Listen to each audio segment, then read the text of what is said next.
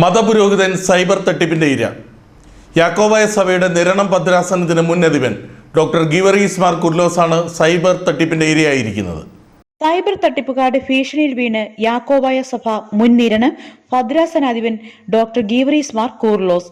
തട്ടിപ്പുകാർ CBIയും സൈബർ പോലീസും ചമഞ്ഞ് വീഡിയോ കോൾ വിളിച്ചപ്പോൾ മെത്രാപ്പൊലീത്ത തന്റെയും സുഹൃത്തിന്റെയും അക്കൗണ്ടിൽ നിന്നായി അവർക്ക് ഇട്ടുകൊടുത്തത് 15,186 രൂപ.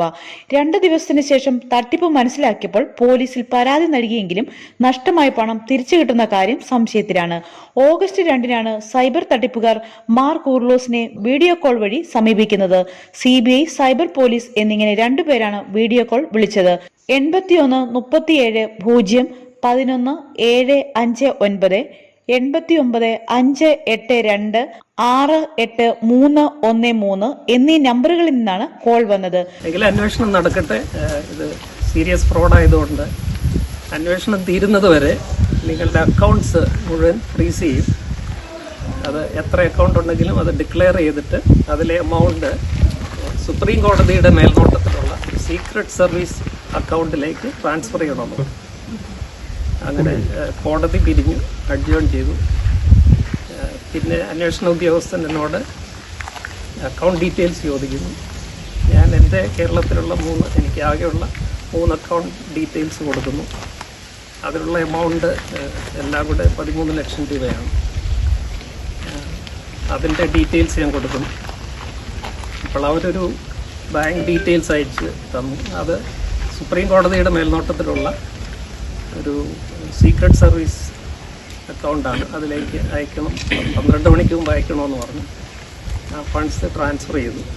താങ്കൾക്ക് മുംബൈയിൽ കാനറ ബാങ്കിൽ അക്കൗണ്ട് ഉണ്ടെന്നും അതുവഴി വ്യാജരേഖ നിർമ്മിച്ച കള്ളപ്പണം വെളുപ്പിച്ചെന്നുമായിരുന്നു ഒരാൾ പറഞ്ഞത്. മറ്റൊരാൾ പറഞ്ഞത് താങ്കളുടെ സിം കാർഡ് ഉപയോഗിച്ച് നിയമവിരുദ്ധ സംഗതികൾ മറ്റുള്ളവർക്ക് അയച്ചു നൽകിയെന്നുമാണ്. താങ്കൾ വെർച്വൽ അറസ്റ്റിലാണെന്നുകൂടി പറഞ്ഞതോടെ തിരുമേനി ഭയന്നു. തുടർന്ന് കേസിൽ നിന്ന് ഒഴിവാക്കാൻ പണം ആവശ്യപ്പെടുകയായിരുന്നു. അത് കഴിഞ്ഞിട്ട് കുറച്ചു നേരം കഴിഞ്ഞിട്ട് എന്നെ വീണ്ടും വിളിച്ചിട്ട്, ഇപ്പോഴെല്ലാം ഞാൻ സർവൈലൻസിലാണ്, എന്നെ മൂവ് ചെയ്യാൻ അനുവദിക്കുന്നില്ല, എനിക്ക് ഫോൺ ഉപയോഗിക്കാൻ പറ്റുന്നില്ല, എൻ്റെ ആകെയുള്ള ഫോൺ ചെയ്ത് വെച്ചിരിക്കുകയാണ്. അപ്പോൾ പിന്നെ എന്നോട് ആവശ്യപ്പെടുന്നു 1,70,70,000 രൂപ നിങ്ങൾ അടുത്ത കാലത്ത് വിഡ്രോ ചെയ്തിട്ടുണ്ട് നിങ്ങളുടെ അക്കൗണ്ടിൽ നിന്ന്, അതുകൊണ്ട് അടയ്ക്കണമെന്ന് പറഞ്ഞു. ഞാൻ പറഞ്ഞു എൻ്റെ ഓർമ്മയിൽ അങ്ങനെ ഒരു വിഡ്രോവൽ നടന്നിട്ടില്ല, ഞങ്ങൾ കണ്ടുപിടിച്ചിരിക്കുകയാണ്, അതുകൂടെ അടച്ചാൽ വെരിഫിക്കേഷൻ നടത്തി 2 ദിവസത്തിനകം കേസ് ക്ലോസ് ചെയ്യാം. നിങ്ങൾ ജെനുവനാണെങ്കിൽ 2 ദിവസത്തിനകം നിങ്ങൾ ക്ലിയറായിട്ട് നിങ്ങളുടെ പൈസ തിരിച്ചു കിട്ടുമെന്ന് പറഞ്ഞു.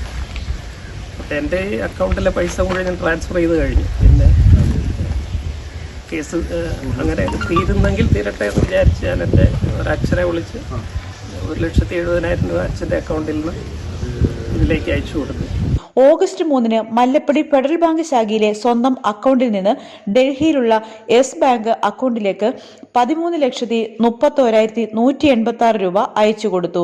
വീണ്ടും പണം ആവശ്യപ്പെട്ടപ്പോൾ സുഹൃത്തിന്റെ മാവേലിക്കര ഫെഡറൽ ബാങ്ക് അക്കൗണ്ടിൽ നിന്നും ജയ്പൂർ IOB അക്കൗണ്ടിലേക്ക് 1,70,70,000 രൂപയും അയച്ചു കൊടുക്കുകയായിരുന്നു. തട്ടിപ്പാണെന്ന് മനസ്സിലാക്കിയ മാർ കൂർലോസ് പോലീസിൽ പരാതി നൽകുകയായിരുന്നു. കഴിഞ്ഞ മാസമാണ് ഇത്തരം തട്ടിപ്പുകൾക്കെതിരെ ജില്ലാ പോലീസ് മേധാവി പത്രസമ്മേളനം വിളിച്ച് മുൻകരുതൽ സ്വീകരിക്കാൻ ആവശ്യപ്പെട്ടത്. വാട്സപ്പിലായിരുന്നു മിക്കവാറും എല്ലാ കോളും എക്സെപ്റ്റ് 1. അത് ഈ CBIയുടെ ഒരു ഇന്ററഗേഷൻ നടന്നത് സ്കൈപ്പിൽ വരണമെന്ന് പറഞ്ഞു, സ്കൈപ്പ് വീഡിയോ കോൾ. ഞാൻ പറഞ്ഞു എനിക്ക് സ്കൈപ്പ് അക്കൗണ്ട് ഇല്ല, അത് ഞങ്ങൾ ഹെൽപ്പ് ചെയ്യാം, ക്രിയേറ്റ് ചെയ്യണമെന്ന് പറഞ്ഞ് അതിൻ്റെ കാര്യങ്ങളെല്ലാം എന്നെ പറഞ്ഞു ബോധ്യപ്പെടുത്തി. സ്കൈപ്പ് അക്കൗണ്ട് എനിക്ക് വേണ്ടി അവർ ക്രിയേറ്റ് ചെയ്ത് അതിലാണ് സ്കൈപ്പിലും വാട്സപ്പിലൂടെയാണ് ഇതെല്ലാം നടന്നത്. എല്ലാ മാധ്യമങ്ങളും ഈ വാർത്ത നന്നായി നൽകിയിരുന്നു. അതിനുശേഷം നടന്ന തട്ടിപ്പിൽ വലിയ സംഖ്യ, അതും ഒരു പുരോഹിതന്റേത്, നഷ്ടമായി എന്നത് ഞെട്ടിക്കുന്ന വസ്തുതയാണ്. തട്ടിപ്പുകാർ പറഞ്ഞത് മുഴുവൻ മുഖവിലേക്കെടുത്താണ് മെത്രാപ്പൊലീത്തയുടെ പണം നഷ്ടമാകാൻ കാരണം. ഇപ്പോൾ മെത്രാപ്പൊലീത്ത താമസിക്കുന്നത് ആനിക്കാട്ടിലാണ്. അൻപ് എന്ന വൃത്തസാധനം നടത്തി വരികയാണ് തിരുമേനിയിൽ ലക്ഷങ്ങൾ നഷ്ടമായത്. ഒന്നും റെക്കോർഡ് ചെയ്യാൻ പറ്റിയില്ല. വാട്സപ്പ് ചാറ്റുകളെല്ലാം സൂക്ഷിച്ചിട്ടുണ്ട്. അതുപോലെ അവരെനിക്ക് തന്ന ഡോക്യുമെൻറ്റ്സ് എല്ലാം ഞാൻ എല്ലാം പോലീസിന് കൈമാറിയിട്ടുണ്ട്. ഈ കൊടുത്ത പൈസയുടെ രസീത്, സുപ്രീം കോടതിയുടെ രസീത്, അതുപോലെ ഈ കോടതി വിധി, ഇതെല്ലാം നമ്മൾ കണ്ടാൽ ഒറിജിനലാണെന്ന് തോന്നുന്നു. അതുപോലെയുള്ള ഇതൊക്കെ എങ്ങനെയാണ് CBIയുടെയും സൈബർ ഫോഴ്സിൻ്റെയൊക്കെ എംപ്ലോയൊക്കെ ഫോർജ് ചെയ്യാൻ പറ്റും.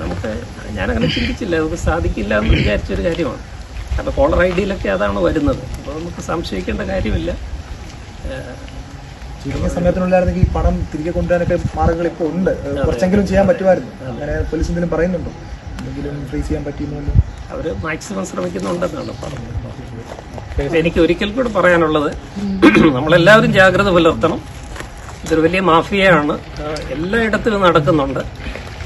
നമ്മൾ ഒരു റെക്കഗ്നൈസ് ചെയ്യാൻ കഴിയാത്തൊരു കോളാണെങ്കിൽ നമ്മൾ എടുക്കരുത്. ഇങ്ങനെയുള്ള ഭീഷണി വരുന്ന കോളുകൾ നമ്മൾ ഒഴിവാക്കുക, അല്ലെങ്കിൽ പെട്ടെന്ന് പോലീസുമായിട്ട് ബന്ധപ്പെടുക.